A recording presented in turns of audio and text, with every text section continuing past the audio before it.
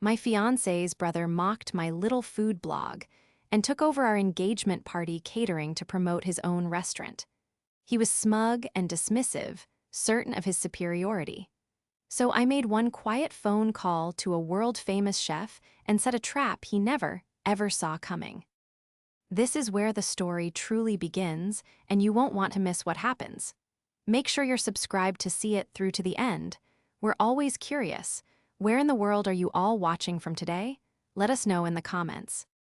The words hung in the air of the cheerful, noisy dining room, a cloud of poison amidst the clinking of wine glasses and the warm buzz of family chatter. Oh, that's adorable, Stella. A little food blog. Cute. My future brother-in-law, Julian, delivered the line with a practiced, dismissive smile. He leaned back in his chair, one arm draped casually over the back, the picture of effortless superiority.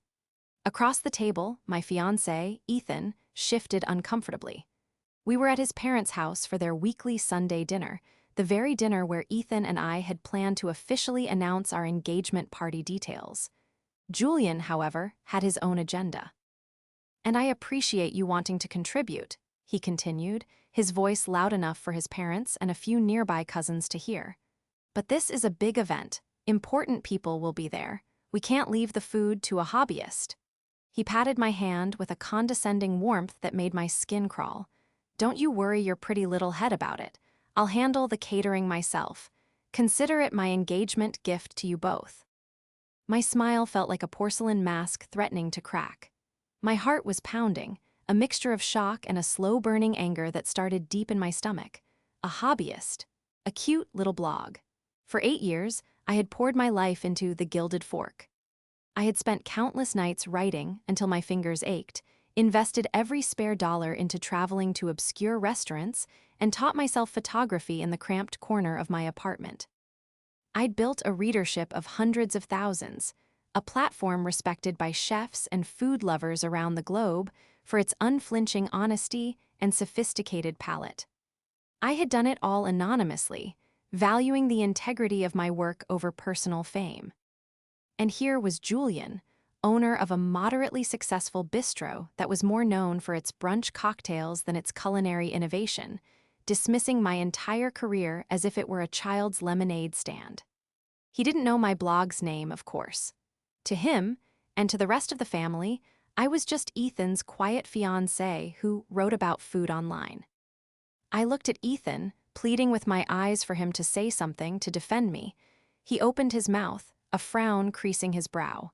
"Now, Julian, that's not really." But Julian cut him off smoothly. "It's settled, little brother. My restaurant, my staff. It'll be a great opportunity to show everyone what Marcus's table is capable of. It's all taken care of." He winked at me as if we were co-conspirators in my own humiliation. The room seemed to shrink, the happy chatter fading into a dull roar. Every instinct screamed at me to unleash the truth, to tell him that my little blog had been quoted in the New York Times, that 3-star Michelin chefs checked my site religiously before a new menu launch. But a cold, crystalline idea began to form in the heat of my anger. It was a wicked, beautiful, and utterly satisfying idea. So instead of fighting, I took a slow sip of my water. I met Julian's smug gaze, relaxed my shoulders, and gave him the sweetest, most accommodating smile I could muster. "You know what, Julian? You're right," I said, my voice soft and even. "I wouldn't want to get in your way."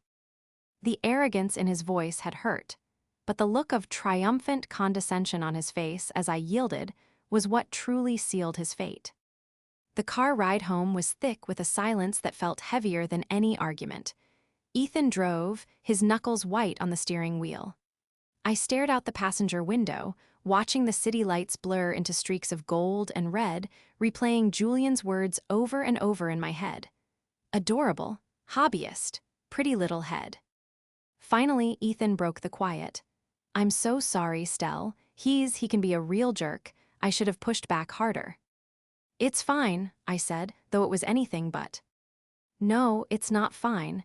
He had no right to talk to you like that, to dismiss your work. He's always been like this. He has to be the big shot, the one in control." He sighed, a sound heavy with years of sibling frustration. He gets this idea in his head, and he just steamrolls everyone. My parents just let him because it's easier than fighting.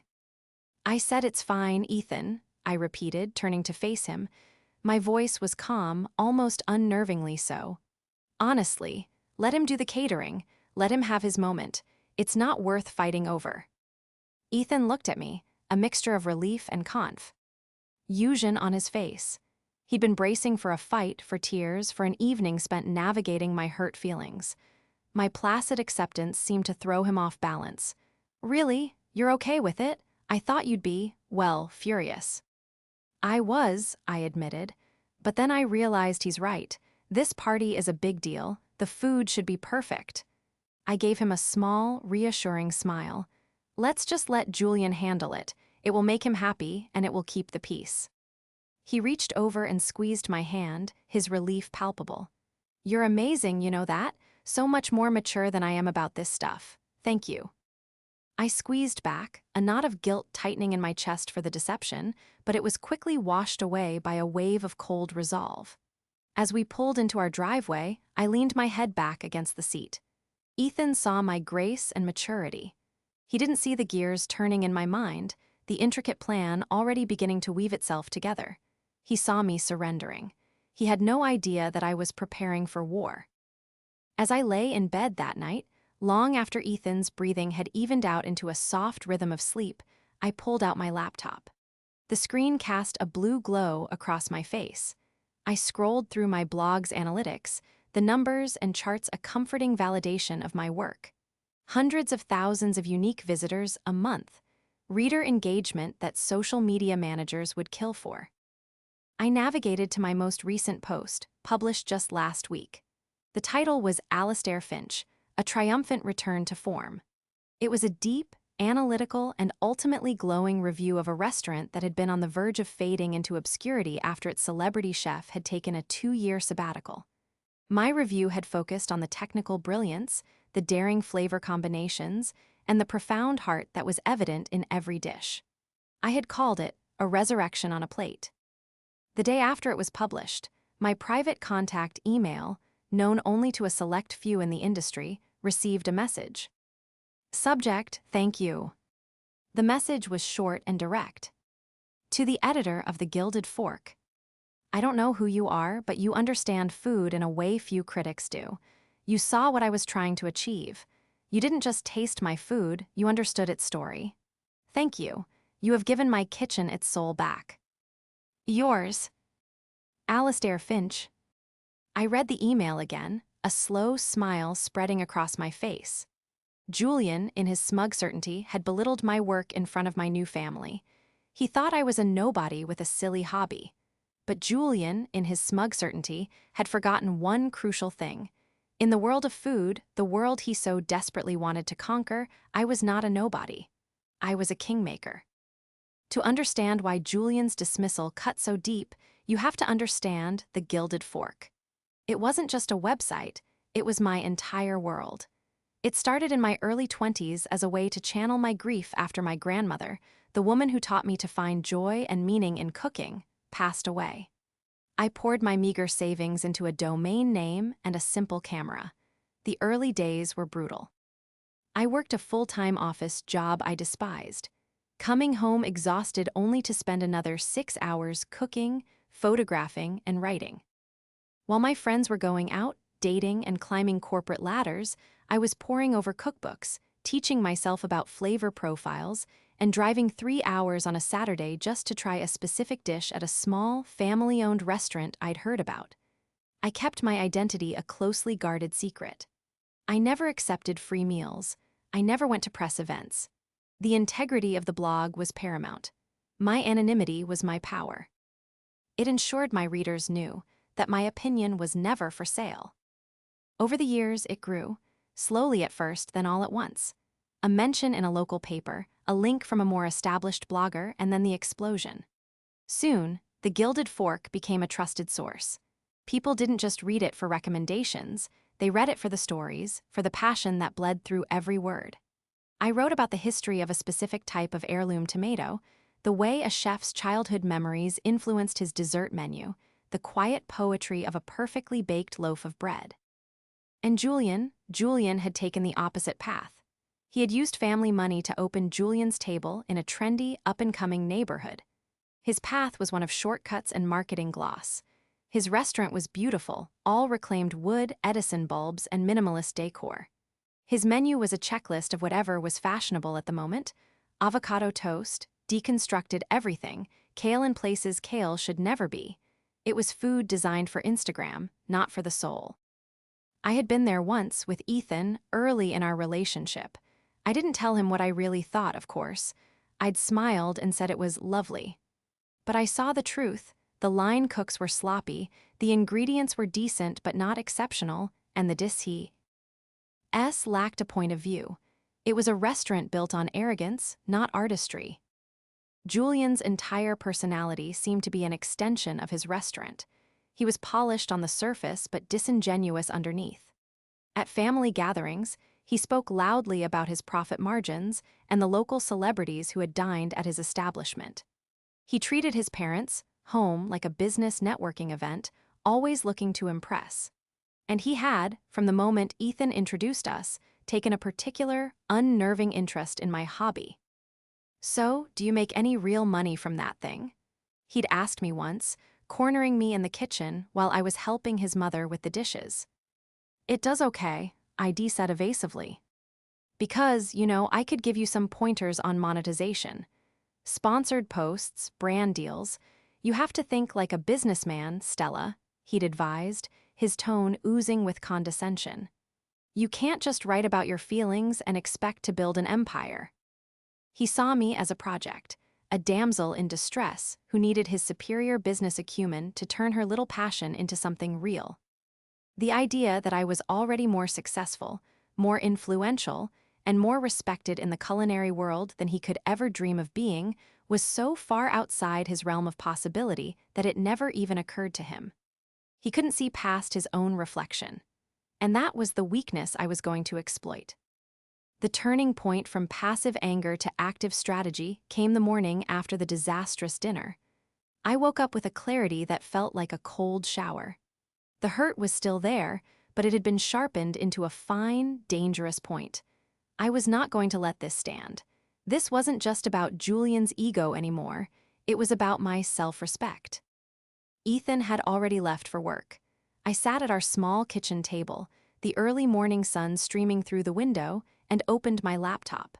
My hands were steady as I typed out an email. My investigation required no private detectives or secret phone taps. My leverage was my reputation, and my primary evidence was an email from a grateful chef. To Chef Alastair Finch. Subject: a curious proposition. Dear Chef Finch, it is I, the anonymous writer behind the Gilded Fork. First, let me say how much your kind words meant to me. It is a rare and wonderful thing to feel so truly understood. I am writing to you today with an unusual and perhaps audacious request. I am getting married soon, and my fiancé and I are hosting our engagement party in a few weeks. Due to some complicated family dynamics, my future brother-in-law, a restaurateur himself, has insisted on handling the catering. He is, to put it mildly, unaware of my professional identity and has dismissed my work as a quaint hobby. I have a thought, a slightly theatrical, slightly mischievous thought. I was wondering if you might be interested in a bit of culinary performance art. No one would know you were coming. It would be my little secret. I understand this is a monumental ask, but I thought of your email, of your understanding of the story behind a plate of food. Well, this evening would certainly have a story to tell. Whatever your answer, I remain your staunchest admirer. Sincerely, The Gilded Fork. I hit send before I could second-guess myself. My heart hammered against my ribs. It was a wild, insane long shot. This was Alastair Finch, a man whose time was scheduled down to the minute, a culinary legend. Why would he bother with my petty family drama? For the next 2 days, I was a wreck. I obsessively checked my email, my stomach lurching with every new notification. I started to think I'd made a huge mistake, that I had overplayed my hand and embarrassed myself. Julian called me twice during that time, his voice dripping with smug authority as he consulted me on the menu. I'm thinking sliders, Stella. Everyone loves sliders. And maybe a nice, safe pasta salad. We don't want to get too out there for your side of the family, right? He said, the implication being that my family was unsophisticated. Sounds wonderful, Julian. You're the expert, I replied, my voice as sweet as saccharin. Each word felt like laying another stone in the trap.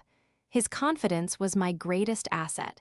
He was so sure of his victory that he couldn't imagine a world where he could possibly lose. Then, on Wednesday afternoon, a reply appeared in my inbox. Subject, Ray, a curious proposition. My dear Gilded Fork.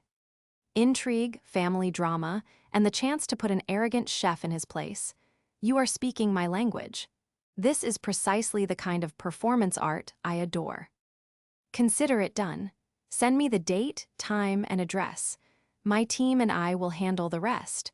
We will operate with complete discretion. The look on this brother-in-law's face will be payment enough. Let's give them a story they'll be telling for years. Yours in mischief. Alistair. I gasped, my hand flying to my mouth, a giddy triumph. Hant laugh bubbled up inside me. It was happening. It was actually happening. The trap was officially set. All I had to do now was wait for Julian to walk into it. The week before the party, Julian's condescension reached its peak. He treated me like an intern he was begrudgingly mentoring. He would call at odd hours to announce his decisions, never to ask for my opinion. Just a heads up, Stella, he said during one such call, his voice booming with self-importance. I managed to get a great deal on some Prosecco for the toast. It's not exactly champagne, but for a party this size, you have to be practical. I'm sure your guests won't know the difference. This was my moment, the first subtle reveal, the first test of the waters. Oh, that's thoughtful of you, Julian, I said, my voice deliberately airy. But you don't have to worry about the champagne. I've already taken care of it. There was a pause on the other end of the line. You what?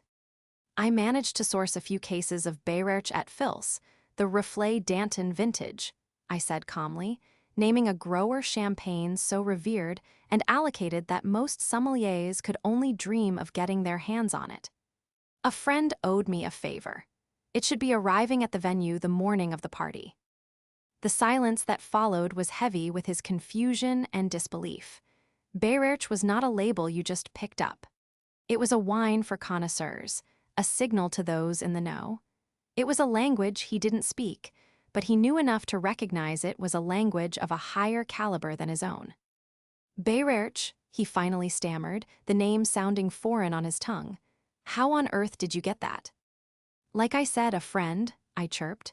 Don't worry, it's all handled. You just focus on your famous sliders. His reaction was exactly what I had hoped for. He didn't get suspicious, he got angry. His confusion curdled into petty resentment. Fine, he snapped, his voice tight. If you want to waste money on fancy wine that no one will appreciate, be my guest. Just don't come crying to me when you blow your budget. He hung up without saying goodbye. His poorly executed threat was a confirmation. He wasn't curious about my connections, he was insulted by them. His ego was so fragile that instead of wondering how I had procured the wine, he simply attacked the decision itself. He couldn't fathom that my world might be bigger than his, so he had to shrink it down, belittle it, and call it a waste of money. That small confrontation was a delicious appetizer for the main course to come. It fortified my resolve. When I relayed the conversation to Ethan that evening, he winced. Stell, are you sure about this? You've really poked the bear now. The bear poked me first, I said simply. He called my life's work cute. He implied my family was unsophisticated. He tried to make our engagement party about him. The bear has been asking for this for a long time. Ethan looked at me, a new light in his eyes. He was finally starting to see the steel beneath my quiet exterior. He was seeing the woman who had built an empire in secret, not just the mild-mannered fiancé his brother tried to patronize. Okay, he said, a slow smile spreading across his face. Okay, what's the full plan? For the first time, I told him everything. I told him about Chef Alistair Finch, about the secret emails, about the culinary Trojan horse that was about to be wheeled into our engagement party. As I spoke, his look of apprehension transformed into one of sheer, unadulterated awe. He started laughing, a deep, joyful sound that filled the room. "My brother is going to lose his mind," he gasped, wiping a tear from his eye. This is brilliant. I'm in. How can I help?" In that moment, our partnership felt more real than ever. We were a team. Julian hadn't just underestimated me, he had underestimated us. The days leading up to the party were a whirlwind of secret logistics. I was in constant, clandestine communication with Chef Finch's event manager, a woman named Isabel who was as ruthlessly efficient as she was delighted by our scheme. We coordinated everything via a private, encrypted chat. Chef requires a 6-foot prep table and access to 2 dedicated power outlets, one message read. He will be bringing his own induction burners and sous vide equipment. Julian has the venue from noon for his setup, I typed back. Can your team arrive at exactly 7:30 p.m., 1 hour after the party starts? I want his food to be the only thing people see at first. Perfect, Isabel replied. A dramatic entrance is Chef's specialty. The stakes felt incredibly high. What if Julian found out? What if a delivery driver mentioned the wrong name? Every phone call made my heart leap. Meanwhile, Julian was becoming more desperate to maintain his air of control. He sent a list of his planned dishes to a group chat that included Ethan and his parents. It read like a parody of Uninspired. Catering food, Julian's famous mini sliders, classic caprese skewers, hearty pasta salad, and for dessert, assorted brownie bites. Ethan's mother replied instantly with a string of heart emojis. "Looks wonderful, sweetie. We are so proud." I saw the text and smiled.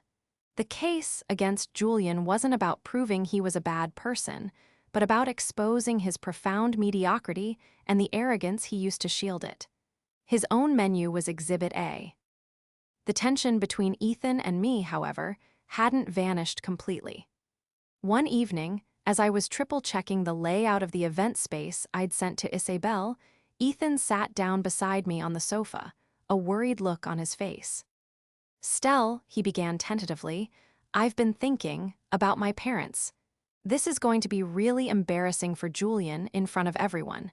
They're going to be upset." I stopped what I was doing and turned to him. Upset with whom? Ethan? With me for defending myself? Or with their son for being so incredibly arrogant that he forced this situation? "I don't know," he admitted, running a hand through his hair. "They just hate conflict. They'll see this as stirring the pot." This was the final test. I needed him to be on my side, completely and without reservation. I took his hand. "Ethan, look at me. Your brother didn't just offer to help. He publicly belittled me and my career. He hijacked our party to promote his business. He implied my family and friends were simpletons who wouldn't appreciate good food. This isn't just stirring the pot. This is drawing a boundary. This is about showing him and your parents that I am not some meek little woman they can push around. I am your partner, and I deserve respect." I laid out the irrefutable proof of Julian's campaign of condescension. The cute little blog comment, the pretty little head remark, the unsolicited business advice, the jab at my family's sophistication, his dismissal of the champagne. I presented it not as a list of complaints, but as a pattern of behavior that had to be addressed. He was quiet for a long time, looking at our joined hands. I could see the struggle in his eyes, the lifetime of loyalty to his brother warring with his newfound understanding of the situation. Finally, he looked up, his expression clear and resolute. "You're right," he said, his voice firm. 100% right. I've been letting him get away with this kind of thing my whole life because it was easier. But it stops now. He's not doing this to you. He's not doing this to us." He leaned in and kissed me. "I am so incredibly proud of you. Let's go give him a night he'll never forget." That conversation was the final piece of the puzzle. With Ethan solidly in my corner, I felt invincible. We were no longer just planning a party, we were orchestrating a masterpiece of comeuppance. The engagement party was held in a beautiful rented loft space with exposed brick walls, soaring ceilings, and large windows overlooking the city skyline. For the first hour, everything was exactly as Julian had envisioned. He was in his element, the lord of the manor, striding through the room with a plate of his own sliders, laughing loudly and accepting compliments from fawning relatives. His catering spread was set up against the far wall. It was fine. The chafing dishes held lukewarm beef patties. The caprese skewers were neat but bland. The pasta salad sat in a large bowl, looking exactly as uninspired as it sounded. It was the kind of food you forget the moment you're done eating it. I stood with Ethan, sipping the exquisite Bayreuth champagne and making small talk.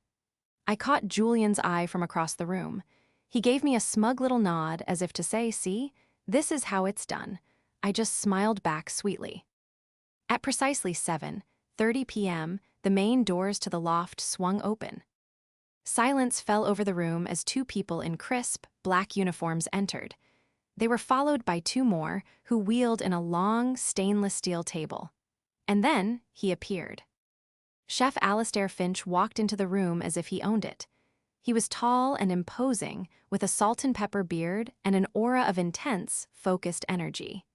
He wore his pristine white chef's coat, embroidered with the golden crest of his 3 Michelin-starred restaurant. He didn't smile, he simply surveyed the room, his eyes sharp and analytical. A collective gasp went through the crowd. People started whispering, "Is that? No, it can't be." Julian froze mid-bite, a mini slider halfway to his mouth. The color drained from his face. His confident smirk dissolved into a mask of pure, slack-jawed shock. He recognized the chef instantly. Everyone did. Alastair Finch was a culinary god.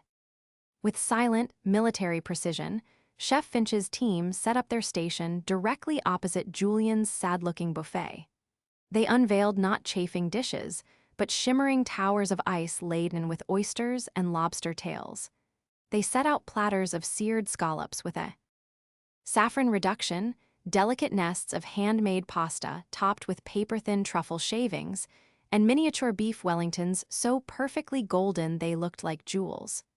The aroma that filled the room was intoxicating, a complex symphony of butter, herbs, and simmering artistry. The spell was broken. Guests, including Julian and Ethan's parents, abandoned their conversations and drifted, as if drawn by an invisible force, toward Chef Finch's station. They stared in awe at the magnificent display. Chef Finch himself took a station at the end of the table, where he began expertly slicing paper-thin sheets of Iberian ham from a leg mounted on a special stand. He worked with a quiet, mesmerizing grace. Julian finally snapped out of his trance. He marched across the room, his face a thunderous shade of red, and stopped directly in front of me. "What is this, Stella?" he hissed, his voice trembling with fury. "What is going on?" I took a calm sip of my champagne. "It's catering, Julian. I thought the party could use a few more options." "Options? That's Alastair Finch. How is he here? What did you do?" Ethan stepped forward, placing a protective hand on my arm. "Calm down, Julian. People are staring." But Julian was beyond caring.